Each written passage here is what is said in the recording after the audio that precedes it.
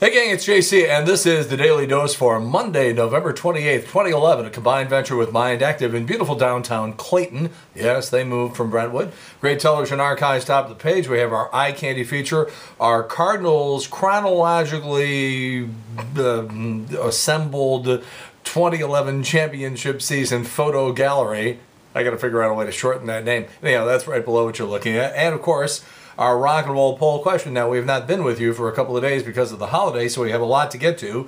We got to move very, very quickly. But as far as the rock and roll poll, it's the best time in which to enjoy the holidays. Pretty much knew the answer was going to be A, when you're a little kid and you're out of your mind with the idea of Santa coming. That was 56%. But we were more curious about what was the number 2 answer was going to be. And in fact, with 27% in second place, adulthood, when you're able to enjoy your own kids experiencing Christmas, or as a single person able to just kick back. All right, today's rock and roll poll question has to do with the situation involving Black Friday. So these stores in Chesterfield open early like everybody did, and the federales come along and they fine these stores in the Chesterfield Valley hundreds of dollars a piece for opening up early. So our question is, what do you think of that? A, the stores violated the law and the police were enforcing that law. B, the whole thing seems pretty petty and counterproductive to commerce in the area. Or C, it's just one more reason I do most of my shopping online. Please answer in the corner. Have results for you tomorrow. All right, a couple of things. First of all, this thing is great. I've now watched it twice.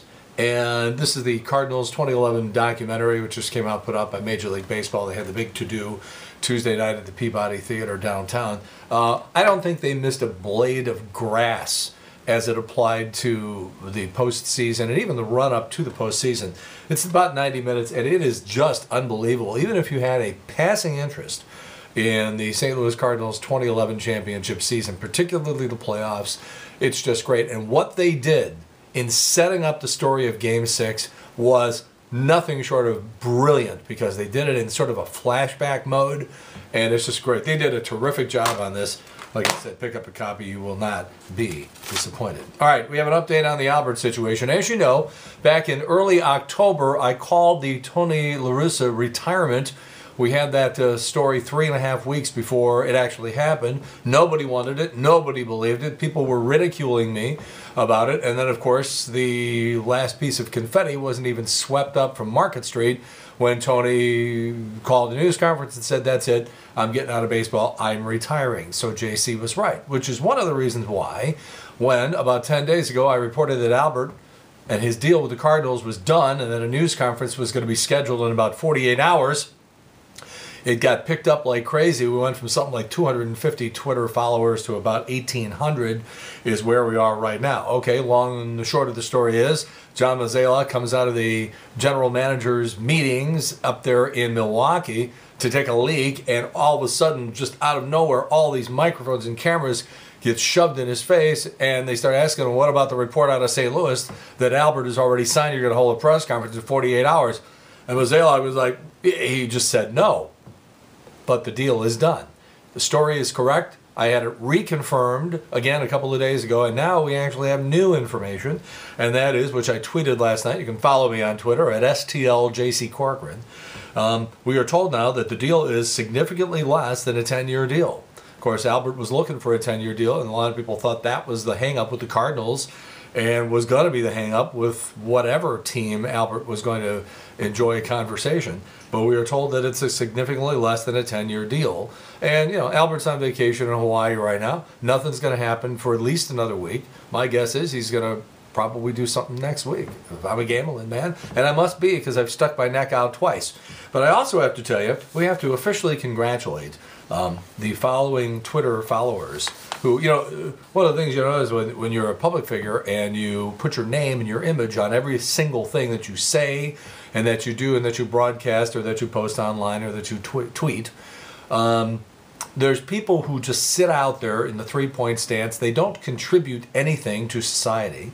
They have no credibility. They hide behind phony screen names. And all they do is throw rocks at people who have real jobs in media and who do things like break stories and have sources and stuff like that. They just sit in their mother's basement in their coach's shorts and tap into their next door neighbor's Wi-Fi and just wait for somebody to say something like I did, and then just jump all over you, saying all sorts of dismissive, creepy, awful, snotty, rude things. And then, by the way, when you tell them to go F themselves, they accuse you of being rude, which I think is hilarious. So we want to recognize the following tweet pukes, okay? STL Cards 314.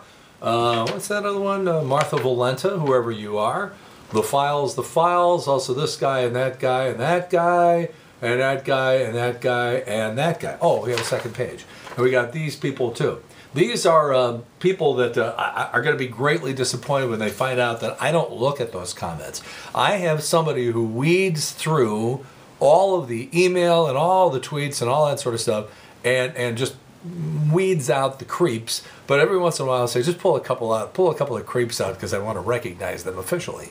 So we do, and occasionally we do that. I never saw your comments, so I'm really, really sorry to disappoint you, but I know that you're creeps, and so I wanted to recognize the fine work that you did. Just in case you missed that, here's yeah, there's one list, and then here's the second list of creeps on Twitter. Creeps on Twitter, an exclusive presentation of the Daily Dose here at jcontheline.com. What else we got here? Rams. What do you...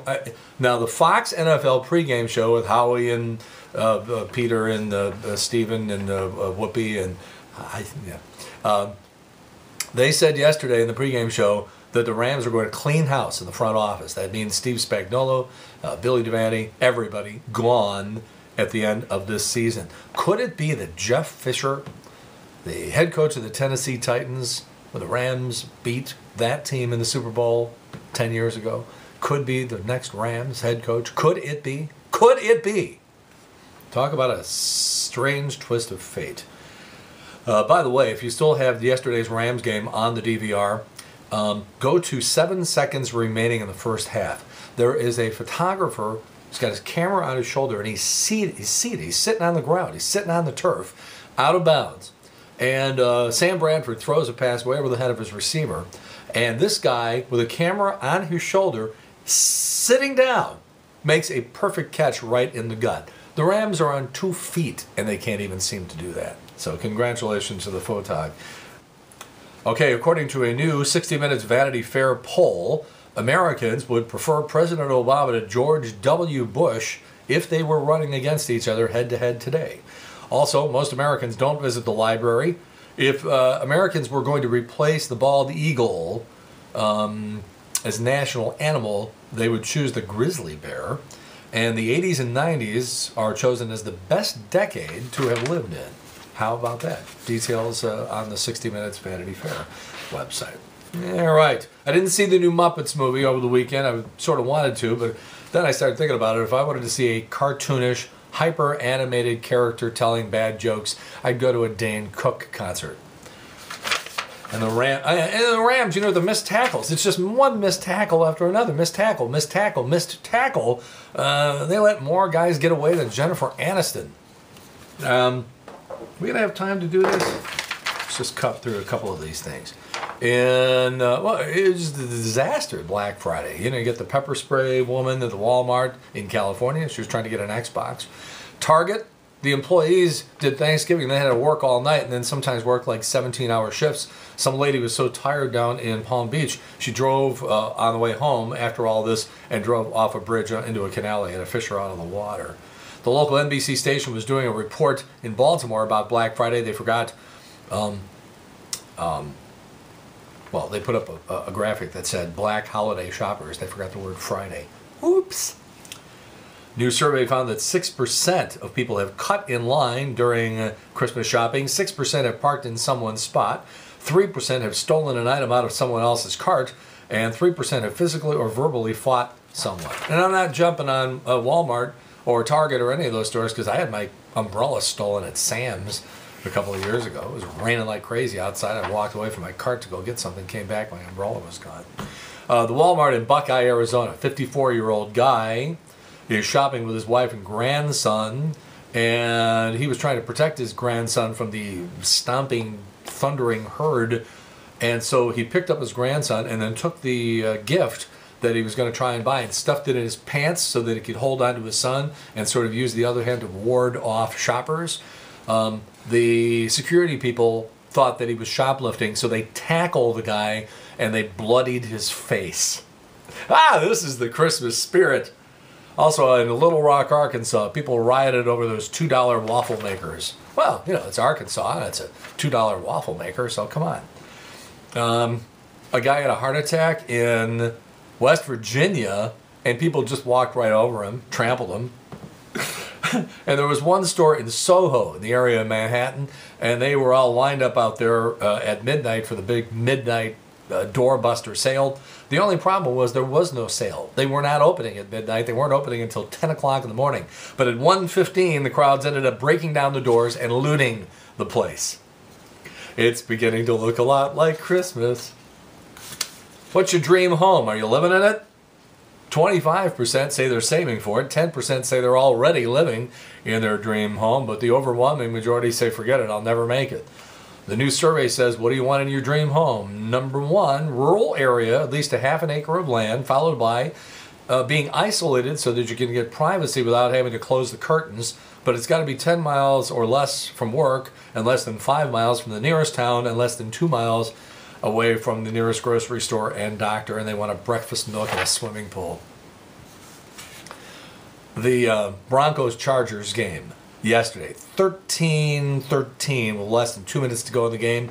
The announcers are talking about how it's going to probably come down to a field goal, and they cut to a shot on the sidelines of the field goal kicker, and he's taking a leak into a cup.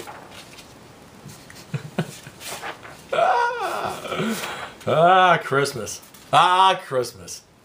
All right, Jon Stewart, happy birthday today, 49 from The Daily Show. Also, Paul Schaefer is 62. And Randy Newman, who did the soundtrack for Toy Story and a bunch of the Pixar movies, wrote and performed on Short People, I Love L.A., wrote Mama Told Me Not to Come for Three Dog Night, and also did the soundtrack for the movie The Natural, one of my all-time favorite movies. And as far as JC's Eye Candy is concerned today, 'tis the season to be extra careful about safety, particularly fires, and you can spend a lot of money to put in smoke alarms and fire detectors and all that sort of stuff. Or you can go the Hoosier route and do what we have in JC's Eye Candy. The photo is right below what you're looking at right now. Okay, again, JC's Rock and Roll poll question today is, those stores out in Chesterfield opened early. They got fined by the forces that be out there in the Chesterfield Valley. So what do you think? Please answer our question. The stores were violating the law. Police had to enforce the law. Or the whole thing seems sort of petty and counterproductive to commerce in that area. Or is that the reason you do most of your shopping online? All right, again, you can follow us on Twitter at STLJC Corcoran. You can go to our Facebook page at The Showgram with JC Corcoran. And, of course, we are on the air every day on the Big 550 KTRS from noon until 3. Trish's Trash every day. Pick this up. It's great. All right, that's it. The Daily Dose for Monday, November 28th, 2011, a combined venture with Mind Active in beautiful downtown Clayton. In the meantime, we've beaten this one to death. Have a good one. See you later. Bye.